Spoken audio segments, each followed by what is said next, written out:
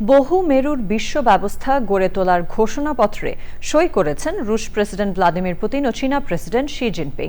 বেইজিংয়ে দ্বিপাক্ষিক বৈঠকে বাণিজ্য ও প্রযুক্তি বিষয়ে 20টিরও বেশি চুক্তিতে সই করেছেন দুই নেতা। রুশ প্রেসিডেন্ট বলেন, রাশিয়া চীন সম্পর্ক অভূতপূর্ব উচ্চতায় পৌঁছেছে। বৈঠকে বাণিজ্য, জ্বালানি, প্রতিরক্ষা সহযোগিতা ও ইরান যুদ্ধ নিয়ে আলোচনা করেছেন পুতিন ও শি জিনপিং। সুদীপ্তা মাহমুদের রিপোর্ট।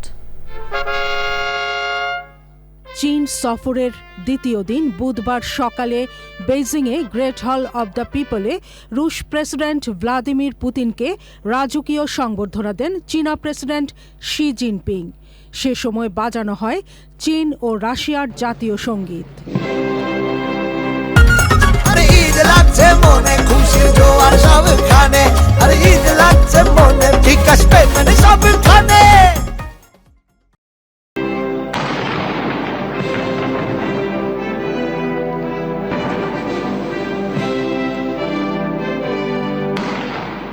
এরপর শুরু হয় দুদেশের প্রেসিডেন্টের বৈঠক।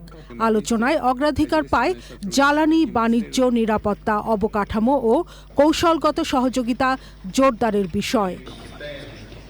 বৈশ্বিক রাজনীতি ও অর্থনৈতিক পরিস্থিতি নিয়ে আলোচনা করে পারস্পরিক সহযোগিতা আরও বাড়ানোর প্রতিশ্রুতি দেন দুই নেতা। পুতিন শি জিনপিংয়ের বৈঠকের পর একাধিক চুক্তি সই করে দুদেশ। চীনের রাষ্ট্রীয় গণমাধ্যম চায়না টাইমস জানিয়েছে, 2001 সালে সই করা একটি মৈত্রী চুক্তির সম্প্রসারণে একমত হয়েছে রাশিয়া ও চীন। 2022 সালে রাশিয়া ইউক্রেন যুদ্ধ শুরুর পর রাশিয়ার শীর্ষ বাণিজ্যিক অংশীদার হয়ে ওঠে চীন। মস্কোর ওপর পশ্চিমা নিষেধাজ্ঞার পরও রাশিয়ার তেলের সবচেয়ে বড় ক্রেতা ও গুরুত্বপূর্ণ মিত্র বেইজিং। রাশিয়া থেকে কম দামে জ্বালানি পেতে আগ্রহী চীন, আর ড্রোন উৎপাদন সহ বিভিন্ন ক্ষেত্রে চীনের প্রযুক্তির ওপর নির্ভরশীল Russia. Sudipta Mahmud, channel I.